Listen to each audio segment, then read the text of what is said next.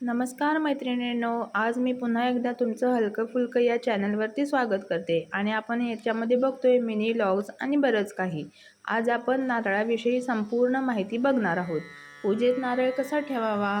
पूजेमध्ये नारळ ठेवताना त्याच्या शेंडीचा वरचा भाग वरच्या दिशेला असावा आणि नारळ कळशावर ठेवताना तो व्यवस्थित ठेवावा, म्हणजे तो स्थिर राहील. नारळ निवडताना तो नेहमी चांगला, पूर्ण आणि डागविरहित असावा. तसेच पूजेत नारळ का वापरतात? पूजेत नारळ श्रीफळ म्हणून वापरला जातो, कारण तो समृद्धी, शुभता आणि लक्ष्मी देवीचे प्रतीक आहे. त्यामुळे घरात समृद्धी येते.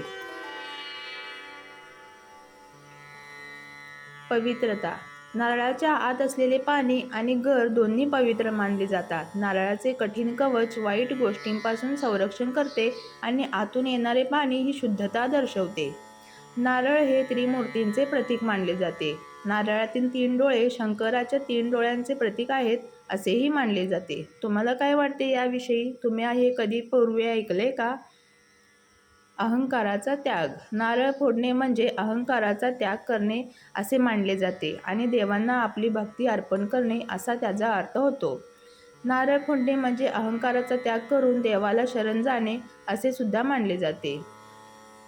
आणि नारळ फोडल्याने घरामध्ये सुख समृद्धी येते.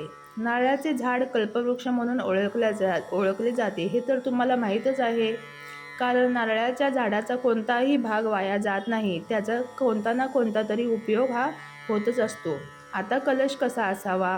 कलश हा एक धातूचा किंवा मातीचा असतो आणि पूजेच्या वेळी शुभ कार्यामध्ये, समारंभामध्ये कलशाची स्थापना केली जाते. कलश हे समृद्धी, शुभता आणि मांगल्याचे प्रतीक मानले जाते. कलशाची स्थापना म्हणजे सकारात्मक ऊर्जा आणि शुभ कार्यांना आमंत्रण.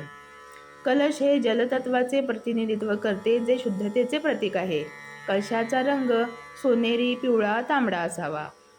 कलशावर स्वस्तिक, ओम किंवा इतर धार्मिक चिन्हे काढलेली असल्यास ते उत्तमच. कलशावर नारळ ठेवणे केव्हाही शुभच. नारळाची शेंडी वरच्या बाजूला असावी. कलशाच्या तोंडावर आंब्याची पाने ठेवणे शुभच मानले जाते आणि त्याच्यामध्ये शुद्ध पाणी भरावे.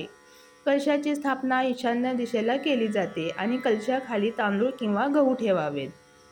कलश हा धार्मिक आणि सांस्कृतिक दृष्ट्या महत्त्वाचा आहे.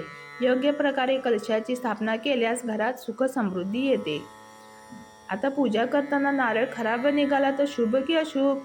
तर काहींच्या लोकांच्या मते नारळ खराब निघाला तर तो शुभ असतो, तर काहींच्या मते अशुभ. शुभ म्हणजे त्याचा असा अर्थ होतो की देवाने आपला नारळ स्वीकारलेला आहे आणि अशुभ निघाला तर असं होतो की तुमच्या कामात काहीतरी अडथळे येऊ शकतात. पूजेत नारळाला तडा गेला तर काय? याची सुद्धा 2 कारणे आहेत, ते शुभ किंवा अशुभ. परंतु काही वेळा हवामानातील बदलामुळे आणि उष्णतेमुळे असे होऊ शकते. तडा गेल्यास तो देवाचा प्रसाद स्वीकारला गेल्याचे मानले जाते, तर कामात अडथळे येतात असे सुद्धा मानले जाते. कलशावरील नारळाला कोंब येणे शुभ की अशुभ? हे धार्मिकदृष्ट्या खूपच शुभ आहे. नारळाला कोंब येणे म्हणजे सकारात्मक ऊर्जा आणि दैवी आशीर्वाद मानले जातात. ते नवीन जीवन, वाढ आणि समृद्धी दर्शवते. तर आजचा हा व्हिडिओ तुम्हाला कसा वाटला मला नक्की सांगा.